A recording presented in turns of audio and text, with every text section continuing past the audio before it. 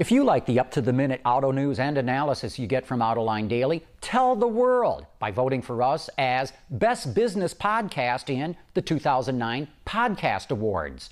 Just go to www.podcastawards.com and enter Autoline Daily in the business category. When it asks for a URL, type in AutolineDaily.com.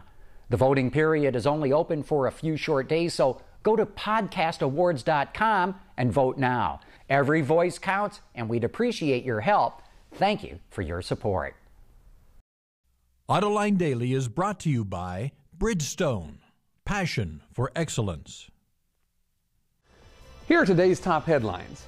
India and China are on fire, Ford sales soar in Europe, and Bugatti expands its dealer base. Up next, we'll be back with the news behind the headlines.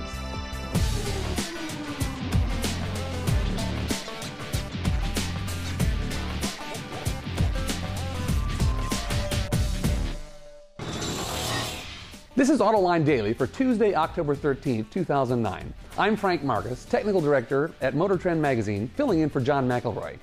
Anyway, here's the news. You can certainly tell it's a brave new world in today's industry when our lead story are sales reports from Asia.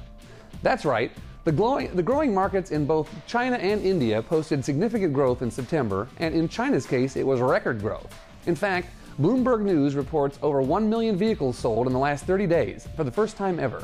Meanwhile, its neighbor India, the Associated Press tells us, topped the 200,000 number, continuing 8 straight months of sales improvements for that very young market.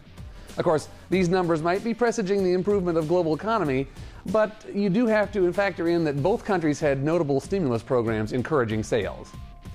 And before we leave the international sales story, we should note that Ford tells us that its European market share increased to over 10% for the first time in 8 years. Much of that driven by Fiesta sales, which topped 51,000 units in September. The best September sales for that car since 1994. But overall, Ford of Europe's numbers are slightly down from the same point last year.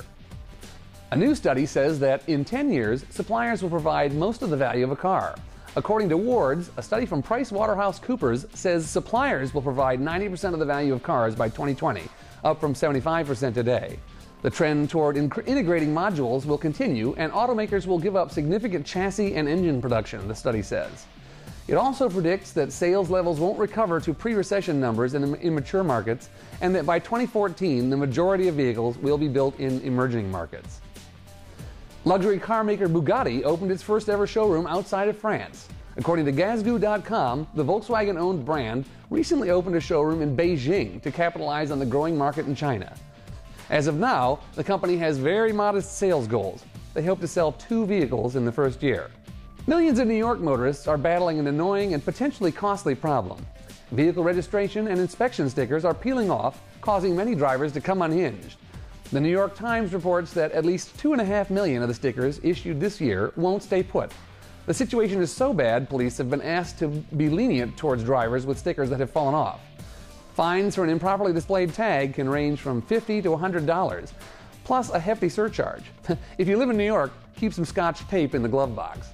Coming up next, a look at how Ford's new EcoBoost V-6 compares to its 8-cylinder competition, plus the lowdown on some exciting new spark plug technology. We'll be back right after this.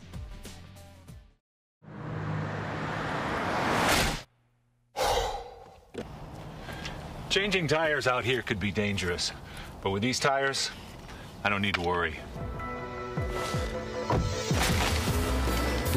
Bridgestone. Those of us who cover and follow the auto industry have had a belly full of bad news of late, so I thought I'd share a few pieces of good news from Ford that I've recently come across on my technical beat. Ford is leading the charge toward downsizing engines with the help of both direct fuel injection and turbocharging. The first 3.5-liter EcoBoost V-6 engines are rolling out now, with several smaller variants to follow in the near future. Motor Trend recently participated in an event pitting an EcoBoost V6 Lincoln MKS against V8-powered European luxury cars from BMW, Jaguar, Maserati, and Mercedes-Benz in a timed run up Colorado's Loveland Pass. In that rarefied 12,000-foot mountain air, the boosted Lincoln still makes nearly all of its 355 rated horsepower, while the V8s lose some 20% of their output. The Lincoln ended up beating all but the considerably lighter and better handling BMW 550i up the hill. Another cool development Ford is working on is laser ignition. Yes, you heard that right, lasers replacing spark plugs.